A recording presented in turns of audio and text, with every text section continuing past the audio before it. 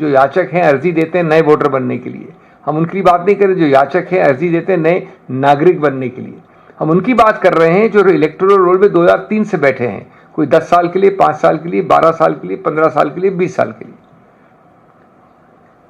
और दूसरा बिंदु इससे संबंधित कि आप जो 2003 के बाद के हैं लोग, वो सिर्फ 3 कैटेगरी में हम बांट रहे हैं।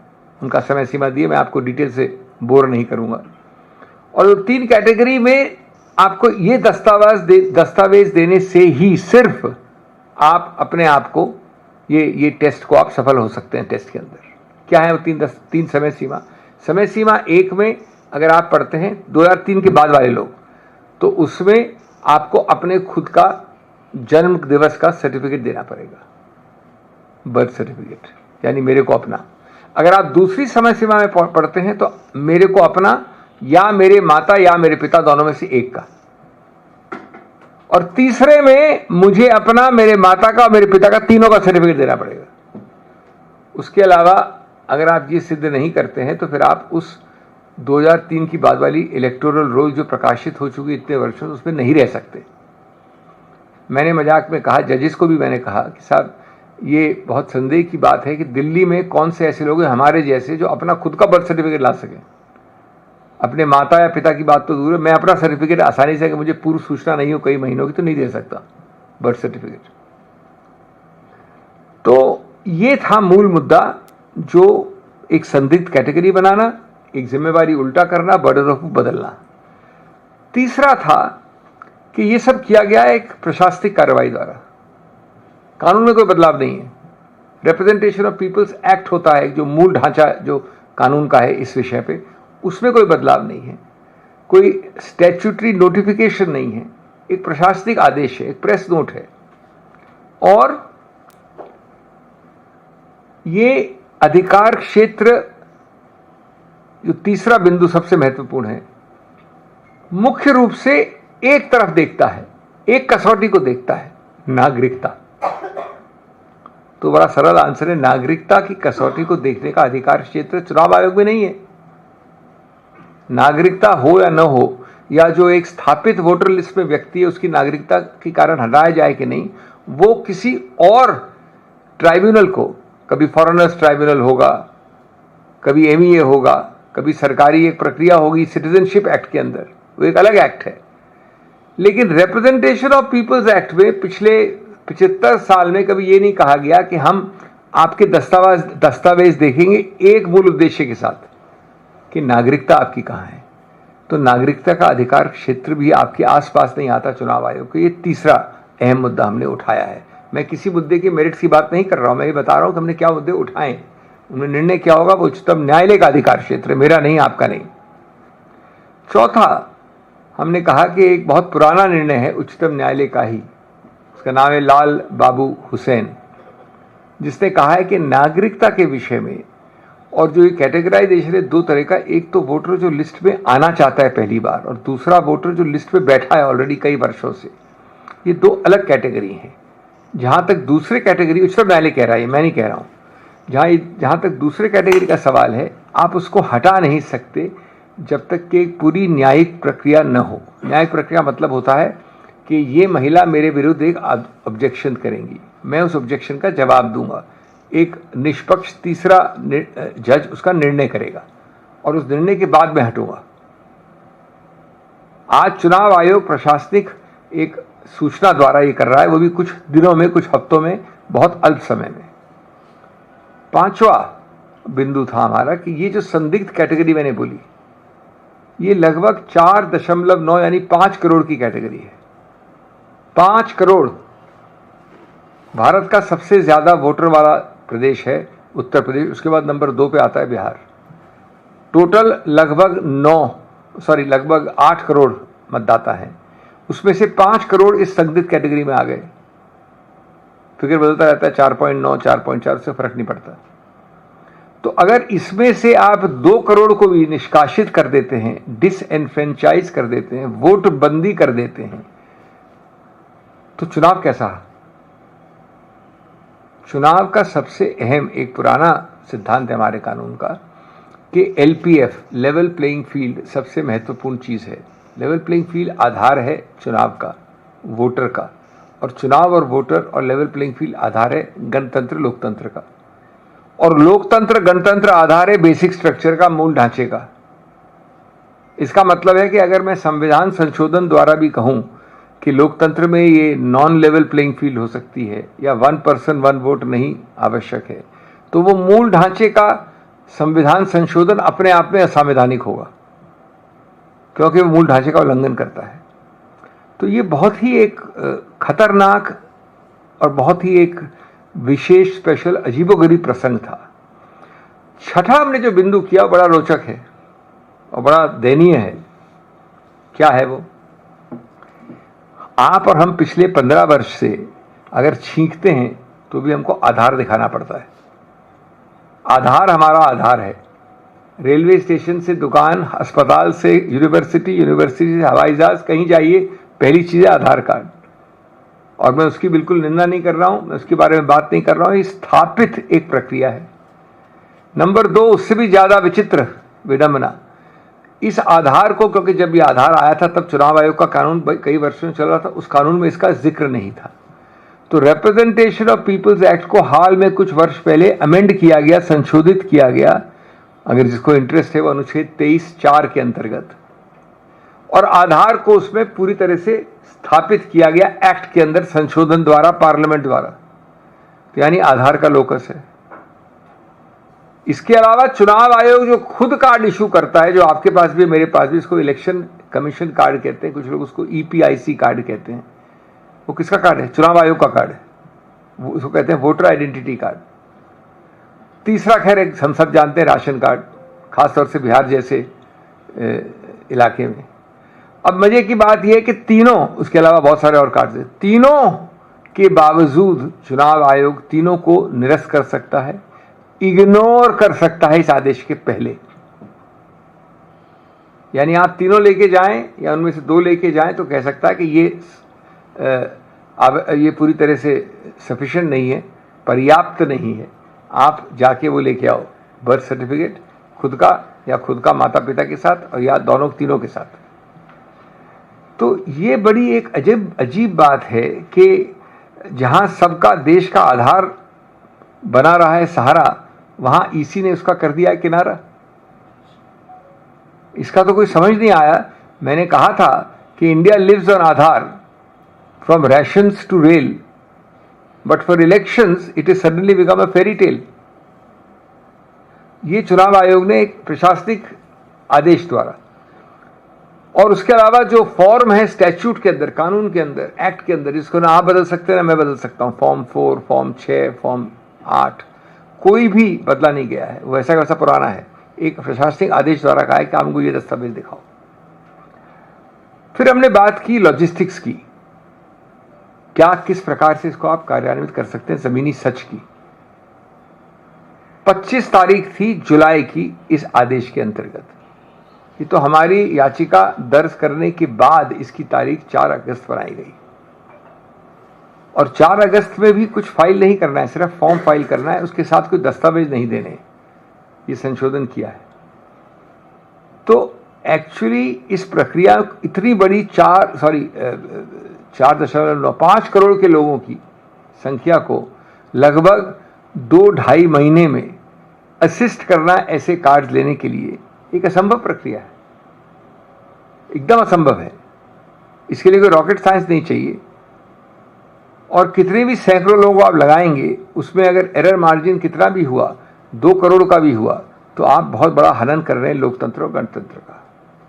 हमने एक और बात कही जो बहुत विचित्रता है इसके बारे में। वैसे SIR यानी स्पेशल इंटेंसिव रिवीजन कहीं लिखा नहीं है, सिर्फ IR लिखा है एक्ट में, और बाकी होता है एक समरी IR। तो या तो होता है IR या समरी IR। इसके 2 बड़े विचित्र बात है। पहली बात कि 2003 में आपने किया था, 2003 के बाद 10 चुनाव हो गए बिहार में, 5 लोकसभा, 5 असेंबली। 10 चुनाव में आपको कोई आपत्ति नहीं थी बिना SIR के। आपको करना भी इस बार है तो दिसंबर में करिए, चुनाव के बाद। आपने चुनाव से लिंक क्यों किया इसको? 2 महीने जब बचे हैं चुनाव में, 3 महीने बचे, तब क्यों लिंक किया? अगर 10 चुनाव हो गए बिहार में तो आप 2 महीने बाद इसको विस्तृत रूप से करते चुनाव के बाद। किस प्रकार से आप लिंक कर सकते हैं? दूसरा, जो 2003 में आपने किया तो चुनाव असेंबली के 2 वर्ष दूर थे, 2005 में हुए थे, आपने 2003 में प्रक्रिया की। 2003 में आपने प्रक्रिया की तो 2000 लोकसभा के चुनाव 2004 में 12 महीने दूर थे। इस बार आपने जून के अंत में घोषणा की और अंत करने का इरादा था अगस्त में, अब आपने बढ़ा के 1-2 महीने बढ़ा दिया है। तो ये किस प्रकार का मजाक है? और अगर 10 चुनाव हो सकते हैं इस आधार पे तो एक और चुनाव होने दीजिए, उसके बाद करते अच्छी रूप से। आखिर ये पूरा खेल है विश्वसनीयता का ना। आज आपकी विश्वसनीयता कहां पर है? महाराष्ट्र के बाद और चीज़ों के बाद और डिस्क्लोज नहीं करने के बाद और आरोप प्रत्यारोप के बाद, तो विश्वसनीयता अगर आप बढ़ाएंगे तो इसमें अच्छा आप ही का होगा। और इसके अलावा हमने कहा कि ये पूरी प्रक्रिया इस रफ्तार से चल रही है, जबकि पूरा देश और चुनाव आयोग सब देश से पहले जानता है कि बाढ़ और माइग्रेशन अपना श्रमदान देने के लिए सबसे पीक में होता है जुलाई अगस्त में। आप जानते हैं जुलाई अगस्त में पंजाब और हरियाणा या और भी जगह देख लीजिए तो रोपने का टाइम है। बिहार के सबसे ज़्यादा लोग उस वक्त रोपने के लिए जाते हैं। जिन इलाकों में, उत्तर बिहार में या और इलाकों में बाढ़ आती है, वहाँ पर आप अपने उसी स्थान पर जाएं जहाँ आपका घर खड़ा था, आपके घर को पहचान नहीं सकते। तो ये बेचारे व्यक्ति, और सबसे ज़्यादा दुष्प्रभाव इसका पड़ता है श्रमजीवियों पे, मजदूरों पे, अल्पसंख्यकों पे, पिछड़े नहीं, पिछड़ों में सबसे ज़्यादा पिछड़ों पे, गरीब पे। वो बेचारा अपने परिवार को बचाएगा, अपने आप को बचाएगा, अपनी आजीविका करेगा या भागता फिरेगा पागलों जैसे इन दस्तावेजों के लिए? ये और कई मुद्दे हमने किए। तो अब मैं अपने अंत में आता हूं, क्यों इस प्रेस कॉन्फ्रेंस को लिया मैंने। इसके बावजूद जो भ्रम फैलाया गया है, इसको सुनकर यह आदेश उच्चतम न्यायालय ने, अभी जब मैं पेश हुआ, ये पास किया है। अब यह आदेश काले सफ़ेद में है, अंग्रेजी में है, ना आप बदल सकते हैं ना मैं बदल सकता हूं। तो इसमें इस प्रकार की भ्रम कैसे फैलाया जा सकता है? इसके बिंदु मैं आपको संक्षिप्त में बता दूं और इसका क्या महत्व है, क्या उपलब्धियां हैं इंडिया अलायंस की, वो बता दूं, फिर मैं अपनी बात को विराम देता हूं। पहला जो वाक्य है, पहला लाइन है इस आदेश की, उसमें लिखा है it's a significant issue, it's a very important issue, an important question has been raised. दूसरा कि अब आप ही निर्णय करिए कि जो भ्रम फैलाया जा रहा है, जो ऑर्डर में लिखा है वो सही है। दूसरा कि हम समझते हैं कि सभी ग्राउंड्स आपके, सभी याचिकाएं, सभी आपके बिंदु खुले हैं। हम 28 को लगा रहे हैं, जब तक कुछ नहीं हुआ होगा। 28 तक चुनाव आयोग भी कुछ नहीं कर सकता क्योंकि प्रक्रिया जारी है। 28 अब से 2 हफ्ते से कम है समय, या 2 हफ्ते है, 2 हफ्ते है। तीसरा, सभी हमारे दलीलें उसके बाद और उस दिन खुली हैं, किसी को बंद नहीं किया, निरस्त नहीं किया। चौथा, जो चुनाव आयोग का बड़ा स्पष्ट स्टैंड था कि आधार अपने आप में या किसी के साथ पर्याप्त नहीं है, उनका कि नहीं, ये 3 दस्तावेज आप कंसिडर करेंगे, वर्ड लिखा है कंसिडर। ये एक बहुत महत्वपूर्ण उपलब्धि है। कल अगर आप जाती हैं इन 3 दस्तावेजों के साथ, और मैं चुनाव आयोग में कहता हूं कि 3 दस्तावेज हैं, बहुत अच्छी बात है, आप घर जाइए, हमको वो चौथा वाला चाहिए, तो वो संभव नहीं है। ये नहीं है कि ये बाध्य है दस्तावेज, आधार। अगर ये दिखा सकें आप कि भाई आधार, कोई दिखा देगी ये आधार फर्जी है, फोर्ज्ड है, इस आदमी का हो ही नहीं सकता, इसका जन्म यहाँ दिखा रहे हैं 10 तारीख को और जन्म उसका कभी हुआ ही नहीं था, तब तो ठीक है, आधार नहीं चलेगा। लेकिन अगर वैसी चीज़ नहीं है तो आप ये नहीं कह सकते कि पर से आधार बाहर है, अपने आप में आधार बाहर है। और यही चीज़ लागू होगी आपके वोटर आइडेंटिटी कार्ड पे, यही चीज़ लागू होगी आपके राशन कार्ड पे। ये एक बहुत महत्वपूर्ण आगे अग्रणी पंक्ति की एक बात है। और इसके बाद सब दलीलों को सुना जाएगा और फिर रिकॉर्ड किया मेरा खुद का सबमिशन कि अगर अब से 28 तारीख तक की बात है ये, और 28 तारीख तक उनको सब सूचियों को देखना है, तो हम इस वक्त अपना आंतरिक, जो हमारे बहुत और सारे आदेश हैं, उनको प्रेस नहीं करते। ये मैंने रिकॉर्ड करवाया है। हमारे सब आंतरिक खुले हैं। हम तो ये भी कहने वाले हैं कि इसको निरस्त करना चाहिए, इसको अधिकार क्षेत्र नहीं, कानून से गलत है, लेकिन उसका सब समय आएगा 28 और अगस्त के बीच में, 28 जुलाई और अगस्त के बीच में। तो इसलिए मैं कहना चाहता हूं कि ये एक बहुत महत्वपूर्ण आंतरिक आदेश है। आंतरिक आदेश में मेन मामला लंबित है, सब जुडिस है। इस पर गलत अटकलें लगाना सही नहीं है और मेरा उद्देश्य सिर्फ ये है कि इसको सही संदर्भ में आपके समक्ष रखना। If you want I can take an English one, या is it necessary very briefly ले लें एक बार? ब्रीफली इंग्लिश कर लेते हैं, रेपिटेटिव हो। Normally friends, I do not take a briefing on a sub judice pending matter, but it is necessary to do so this time very briefly and within limits, because an extraordinary amount of misinformation, distortion and disinformation is being spread about a very simple interim order passed by the Supreme Court in its last hearing on the SIR Bihar issue on 10th of July 2025. I will therefore deal with the attempt to distort it and tell you first and foremost what is our rationale, what was our principal conceptual argument, only to put the argument, not its merits. It may be rejected against me, it may be allowed in my favor, that is for the court to decide. I am only giving you a summary, synoptic, thumbnail sketch about the various points we are raising. Second, we are telling you about the distortions and the misinformation, as I said. And thirdly, and more importantly, we are also making it clear that the submissions and the arguments were on two levels: per se lack of jurisdiction and law and authority, and secondly, the operational reality, the logistics, how you can do it, the misuse of power, assuming you have power, although we say you have no power at all in law. Before I tell you also the synoptic summary, let me add that I had the privilege of representing 10 parties in 3 petitions. One petition comprised a holistic collective petition by 8 political parties, and therefore the India Alliance also has a great interim victory as far as the interim order is concerned. That comprised the Congress Party, the CPM, the CPI, the CPI-ML, the SAPA SP, the DMK, and the Sena, Shiva Sena, Uddhav Thackeray. I also had the privilege of representing Ms. Mahua Mitra from the TMC in a separate petition, and also PUCL in a third petition. What were the broad contours of that which we raised before the court? One, it is for the first time that you have created an artificial, non-existent, doubtful, hanging in the air category, like a Trishanku, neither here nor there, in suspended animation.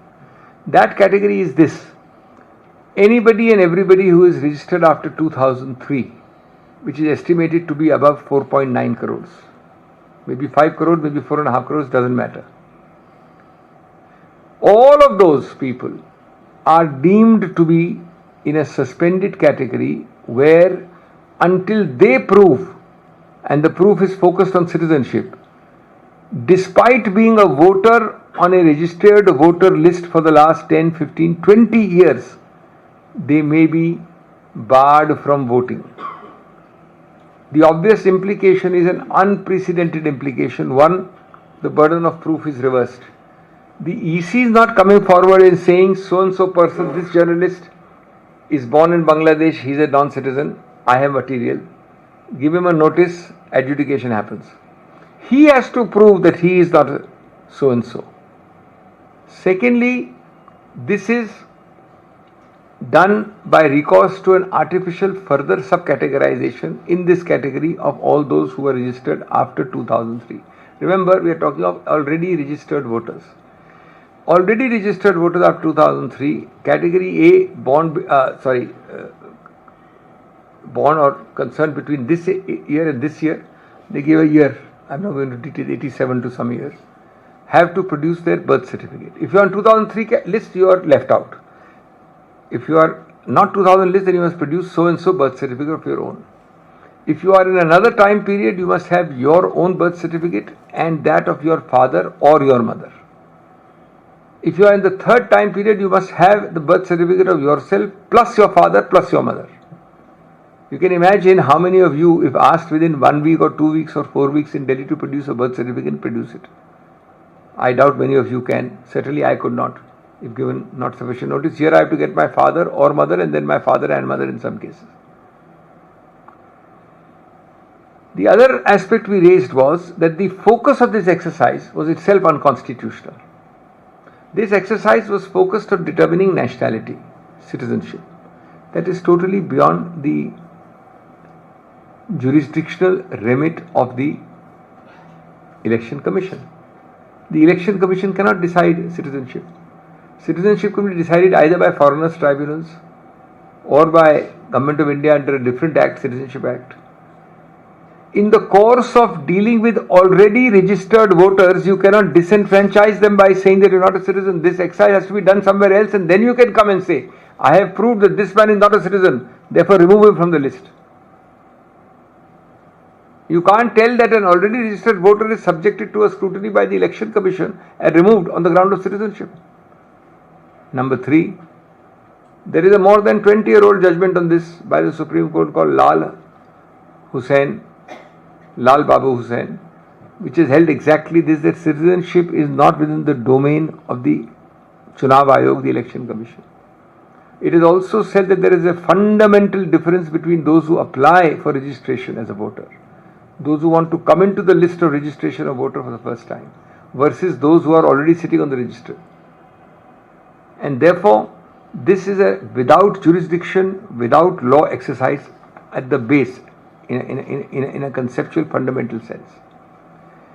We then also pointed out the fourth aspect, that this involved roughly 4.9 crore voters who in the original design had to be decided this way or that way in 1 month, expiring on 25th of July.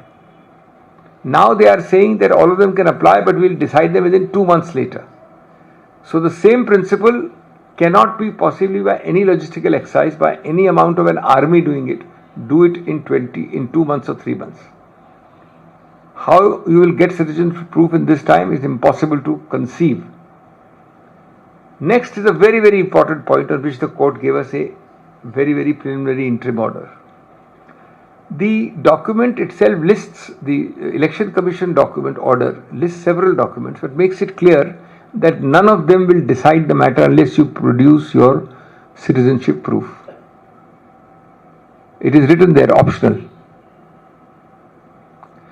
The amazing part is that for the last 15 odd years or 12 odd years, we are living, breathing, acting, sleeping, waking with Aadhaar.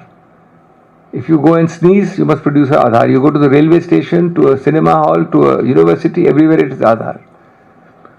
Understanding this, some years ago, the Act of Parliament was amended and Section 23 bracket 4 was added in the Representation of People's Act, the Bible and the Gita and the Quran of the Election Commission, to say that Aadhaar is a valid card. And now this Dastavez undoes or violates a statute. It says it's optional. It says it may be there, may not be there. I will look at the other citizenship thing. So also astonishingly for the EC's own card. Election Commission, all of us have it, a EC voter card. It is known as the EPIC. That is to be ignored or not weighty enough to be taken into consideration. Ration card. So we said that these three, and the interim order records that these three shall be considered, quote unquote considered. I'll tell you the impact of that in a moment. We then, and therefore I said that you amended the law to embrace Aadhaar and then kicked it out from the main bazaar. This is like applying Kafka in Patna, in Bihar. In 12 years, billions are linked, and yet Aadhaar is not good enough for a voter sync. Voter sync के लिए आधार good enough नहीं है, billions को link कर दिया आपने. Then I also pointed out in the court the sheer logistics, assuming there is some power. We are not assuming power, we are not conceding power. We are saying it's all unconstitutional, lack of power. But look at the logistics of it. A blind person knows that in July and August, the sowing season draws large amounts of migrant labor from Bihar to Punjab, Haryana and other northern states. All of us know that in the very near future we have this curse in that area, especially North Bihar, of floods. Ordinary people, and remember we are talking maximum, always hurt in such disenfranchisement policies are the poor, the marginalized, the minorities, those who are not backward but the backwardest of the backward. They, if they go back after a flood, cannot recognize where their house stood. That is the truth about Bihar's floods. They are going to run like mad people in July and August, searching for Aadhaar cards, for this citizenship birth certificate, for father's certificate, for mother's certificate. And if out of 4.9 post 2003 persons, if you disenfranchise 2 crores on this basis, 1 crore on this basis, you are fundamentally affecting a unalterable, unamendable, sacred constitutional principle, basic structure. A level playing field is the heart of India's elections. An election is the heart of democracy. Democracy is the heart of basic structure. If a constitutional amendment violates LPF, level playing field, or elections, or one person, one vote, or democracy, then a constitutional amendment will be held to be unconstitutional on the ground that it violates the basic structure. Another point, there are many points I'll not trouble you with, I'll end by saying another point we raised is very interesting, that you had 10 elections since 2003 in Bihar. 10. 5 Assembly, 5 Lok Sabha. In 2003, when you had the revision, there were 2 years left for Assembly, which happened in 2005. 1 year, 12 months left for Lok Sabha, which happened in 2004. Here you are having 1 month and now 2.5, 3 months. And if 10 elections could be held, why could you not have this particular revision after these elections? Why link desperately in a squeezed in period of 2 months this election and this revision? We also said that a very detailed revision, which is called summary revision, happened for 3 months last year. Last year in Bihar, 2024. That led to a notification by law of the electoral roll in January 2025, which is the valid electoral roll under the law of Parliament. There is no change to it. That valid electoral roll of 2025 in January for Bihar was commented upon by the EC in press notes of April, May and June. Not a mention that that was so defective, that was so horrible that we have to do a new one now, within 6 months. And yet in the end of June last week, suddenly they sprung this particular new scheme on an unsuspecting public. So friends, lastly, what is this order? Which is the only reason I am here in a press conference, to clarify and prevent all the misinformation, all the disinformation